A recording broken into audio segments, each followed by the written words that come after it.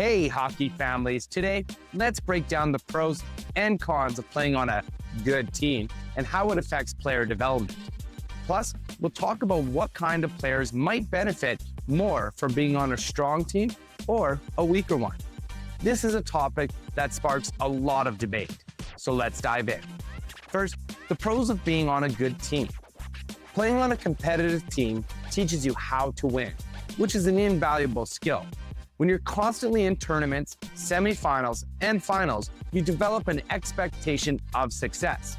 Winning becomes part of your mindset, and that belief carries over into how you approach challenges on and off the ice. You also get to play with skilled teammates, which sharpens your game. You're reading higher hockey IQ plays, practicing at a faster pace, and running systems that mimic the next level. There's confidence to be gained, even if some of it might be false. Learning how to handle the pressure of a team expected to win can also push your mental game to new heights. Now, for the cons, which are many. One of the biggest is that you don't learn how to lose. Players on super teams often struggle with adversity.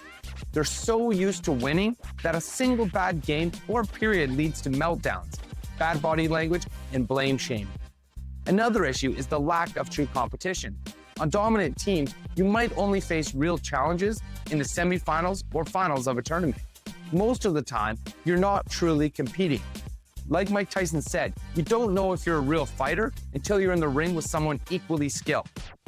That's where many players from super teams fall short. They've never been tested. They haven't learned to make things work when the game isn't going their way. Additionally, these players can develop false pride. They've always been told how great they are, and when they hit a higher level where everyone's just as good, they often struggle. They've played with elite teammates their whole lives, so they've never had to adapt to an imperfect pass, gritty line mates, or scrappy competition. So, which situation is better, you ask? Honestly, it depends on the player and their long-term goals. If you're fortunate enough to ride the wave of a great team all the way to the pros, fantastic.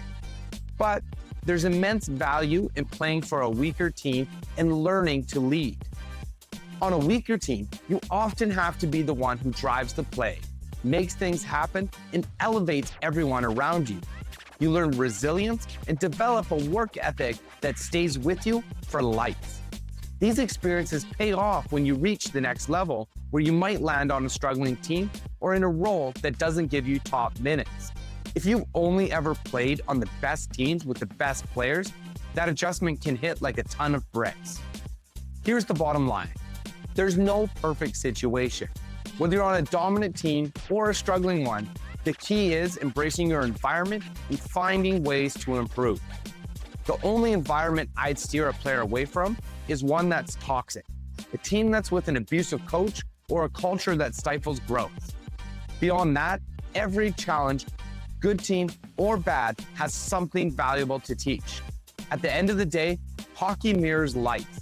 You don't get to pick the circumstances, but you can control how you respond to them. So lean into the adversity, adapt, and grow. That's what truly sets players apart.